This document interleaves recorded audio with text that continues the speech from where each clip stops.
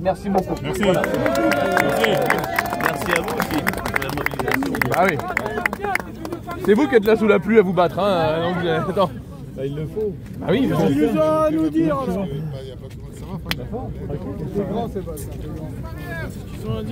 Donc voilà, aujourd'hui le préavis de grève a été déposé par la Team Taxi.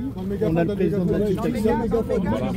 Voilà, aujourd'hui on a le préavis de grève qui a été déposé par la Team Taxi, le président Walid qui est de la Team Taxi, et moi qui est votre porte-parole parce que j'ai l'impression que c'est ce que vous voulez. J'essaie de faire de mon mieux, voilà. Il n'y a pas eu de vote, hein, ça se fait comme ça au consensus. Ah non, non, C'est la blague. vous ne connaissez pas l'histoire. N'écoutez pas. Voilà, bonjour à tous. Tout d'abord, je vous remercie d'être venus à notre rencontre. Ah, vous m'entendez là? Ouais. C'est mieux, voilà. Donc merci à tous et merci aux élus d'être venus à notre rencontre. Donc Commencez pas, s'il vous plaît. si tous les taxis ont convergé aujourd'hui vers l'Assemblée nationale, c'est vraiment pour porter un message qui est assez fort et des revendications qui sont très fortes. Parce qu'on a un modèle économique et social qui est gravement mis en danger. Donc là, vous entendez là? Voilà.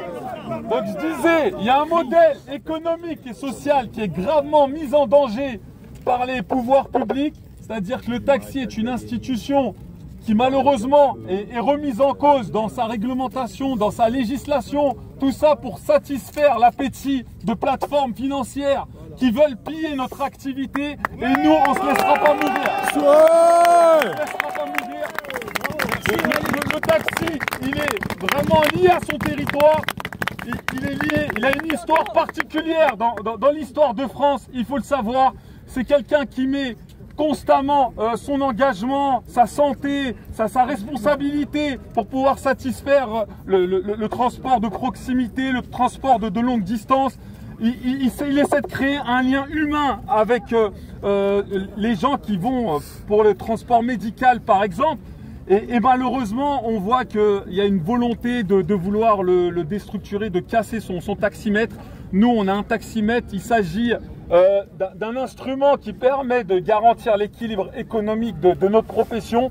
Et malheureusement, on voit qu'on cherche à le balayer pour mettre en place des espèces de grilles tarifaires et qui correspondent tout à fait à la logique des plateformes financières. Maintenant, ce que je voulais dire, c'est que on va rester sur l'exemple de la CNAM. Vous avez des assurés sociaux, vous avez des gens qui cotisent justement pour être soignés dignement. Il faut savoir que la sécurité sociale, l'assurance maladie date de 1945. Elles ont été fondées sur des valeurs de solidarité, d'humanité.